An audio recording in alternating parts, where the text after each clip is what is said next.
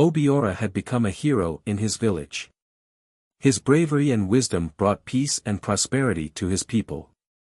After defeating Chike and his band of envious men, Obiora's reputation soared.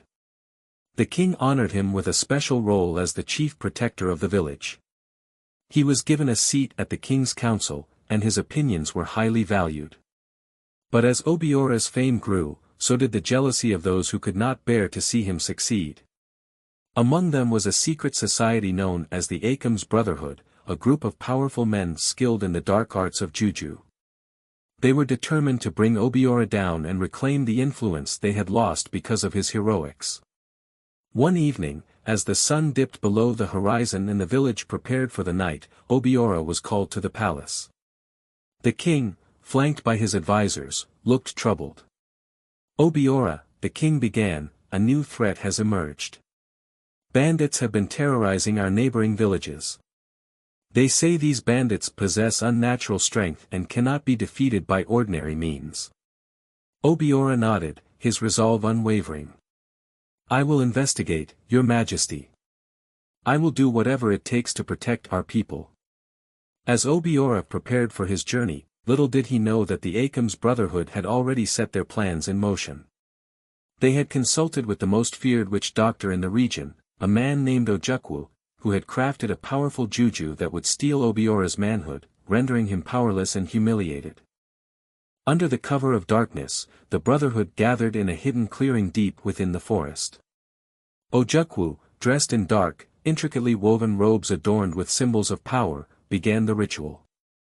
The air crackled with energy as he chanted ancient incantations, calling upon spirits from the underworld to aid in their dark purpose.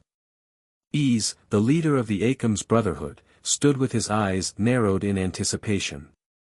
"Tonight, Obiora's strength will be ours. We will break him, and the village will bow to us."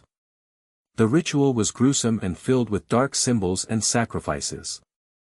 A small, carved figure representing Obiora was placed in the center of the circle. Ojukwu's chants grew louder, and the figure began to glow with a malevolent light. The power of the juju surged through the clearing, and a sinister energy seemed to pulse with each incantation. Meanwhile, Obiora set out on his mission at dawn, unaware of the looming danger. His journey took him through rugged terrain and dense forests, but his determination remained unshaken. As he approached the border of the neighboring village, he felt a strange unease, as though something dark was following him. Late that night, as Obiora camped under the stars, he suddenly felt an intense, searing pain. It radiated from his core, and he doubled over in agony. Struggling to breathe, he realized that something was terribly wrong. The pain intensified, and a wave of weakness washed over him. Desperately, Obiora tried to call out, but his voice faltered. His strength seemed to drain away, leaving him barely able to move. He could barely manage to pack his belongings and make his way back to the village, collapsing from exhaustion before he could reach help. Back in the village, the Akam's Brotherhood prepared to strike. Ease and his men, sensing their opportunity, went to the king with false claims of their ability to rid the land of the bandits. They offered to take on the task, insisting that only their dark knowledge could defeat the supernatural threat. The king, anxious about the worsening situation, reluctantly agreed. The Brotherhood quickly became the new heroes in the eyes of the villagers. They were celebrated and given accolades, their influence growing as they promised to restore peace and order. As Obiora lay in his hut, his condition grew worse. The once mighty protector of the village was now frail and helpless. The villagers were concerned but could not understand the cause of his sudden decline. Whispers of doubt and suspicion spread, and the once heroic Obiora was seen as a mere shadow of his former self. The Akam's Brotherhood continued to cement their power, manipulating events to their advantage. They orchestrated fake battles and staged victories to maintain the illusion of their strength. The villagers, desperate for a savior, placed their trust in the Brotherhood, unaware of their true intentions. Despite his weakened state, Obiora refused to surrender. He sought out Nena once more, hoping for guidance. The old woman listened to his plight with a grave expression. The juju they used is powerful and insidious, Nena said, her voice filled with concern.